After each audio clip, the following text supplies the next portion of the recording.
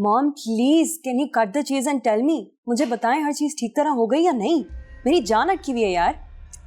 हाँ, सब कुछ बिल्कुल वैसे हो गया जिस तरह के प्लान किया था। Really? आपका मतलब है फरीदा आंटी ने खिरत को घर से निकाल दिया? हाँ।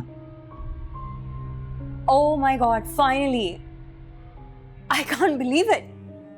अगर मैं उसको खुद अपनी आंखों से देखती ना धक्के खाते हुए, शायद तब मुझे यकीन आता। मामा, I love you. मैं जानती हूँ आपने ये सब मेरी खुशी के लिए किया है। आप मुझे खुश देखने के लिए कुछ भी कर सकती हैं। And for that, you're the bestest mom in the world. I love you. चलो, कम से कम तुम्हें यकीन तो आया कि मैं तुमसे मोहब्बत करती हूँ, वरना तुम्हें तो हमेशा यही शिकायत रहती है कि मैं तुम्हारी सबसे बड़ी दुश्मन हूँ। Mom, ऐसे खुशी के मौके पर प्लीज पुरानी बुरी बातें नहीं करें। मैं तुम्हें कहती हूँ ना कि थोड़ा सा पेशेंस, थोड़ा सब्र किया करो। अब देख लो, जो तुम चाहती थी वो हो गया ना। जी मामा, जैसा मैं चाहती थी वैसे ही हुआ, आप और फरीदा आंटी की वजह से। उस 2 टके की लड़की को उसकी औकात याद दिला दी। फरीदा तुम्हारी तरह जज्बाती नहीं है, वो सोच समझ कर काम करती है। ये कदम भी उसने सोच समझ कर ही उठाया है। नो डाउट मॉम, मुझे तो अभी भी यकीन नहीं आ रहा कि फरीदा आंटी के दिल में खिरत के लिए इतनी नफरत थी। ऐसे प्यार जताती थी उसे, मुझे तो लग रहा था उसको एक्सेप्ट कर लिया। फरीदा ने कभी भी खिरत को एक्सेप्ट नहीं किया।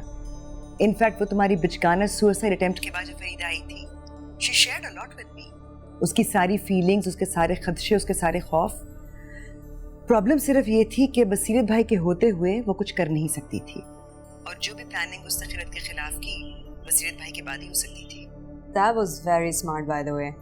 और आप मामा, आप खुद को देखें, आपने मुझे ये पता नहीं लगने दिया कि आप खिज़र पे इतना लाड क्यों दिखा रही हो, इसके पीछे क्या राज है।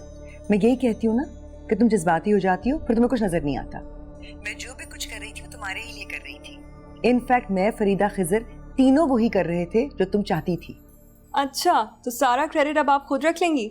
अशर के अराइवल, डिपार्चर, उसकी फ्लाइट के टाइमिंग्स, ये सब किसने आपको बताया? अच्छा बाबा, आप ले लीजिए क्रेडिट सारा, हमारा क्या है। एनीवे, तुम वापस कब आ रही हो? आज आ रहे हैं। अशर कैसा है? पता नहीं, घर तो आ गया है, लेकिन फरीदा अभी भी थोड़ी टेंस है कि पता नहीं उसका क्या reaction. Okay, I love you मामा। आई लव यू बेटा, हैव अ गुड फ्लाइट और जल्दी से वापस आओ। Okay, take care, bye bye.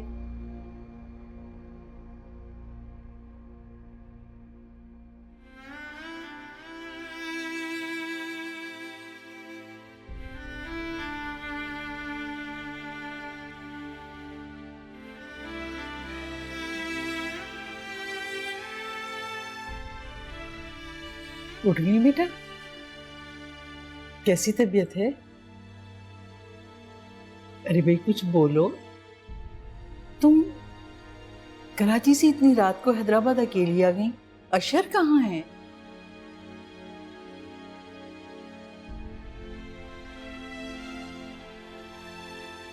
तो खाला, मैं रात को इसलिए आई थी क्योंकि मुझे घर से बाहर रात को ही निकाला गया। किसने निकाला था तुम्हें घर से बाहर?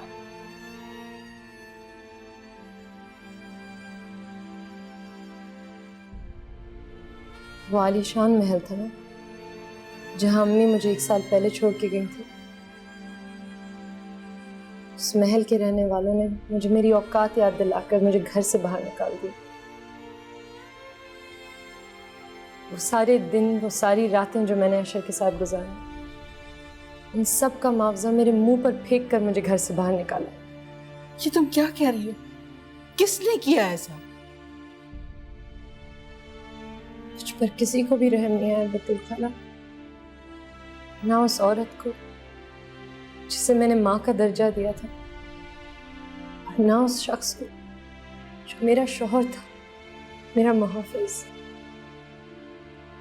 ये ऊंचे लोग अंदर से बहुत नीच, बहुत घटिया हैं बतूल खाला। उन्होंने मेरी इज्जत और आबरू की धज्जियां बिखेरी, मुझ पर घटिया इल्जाम लगाए, और वो जो मेरा शौहर है, जो मुझसे मोहब्बत के दावे करता था, बीच रास्ते मुझे छोड़ के चला गया। अपनी माँ का दिखाया हुआ झूठ उसको सच नजर आया। मेरी मोहब्बत, मेरी वफा कुछ याद नहीं रही उसे। वो बड़ा शहर, बड़े लोग, मुझे रास नहीं है बतूल खाला। क्यों किया उसने ऐसा? क्या बात थी? और ये तुम्हारे चोट कैसे लगी बेटा? बताओ ना मुझे, बोलो।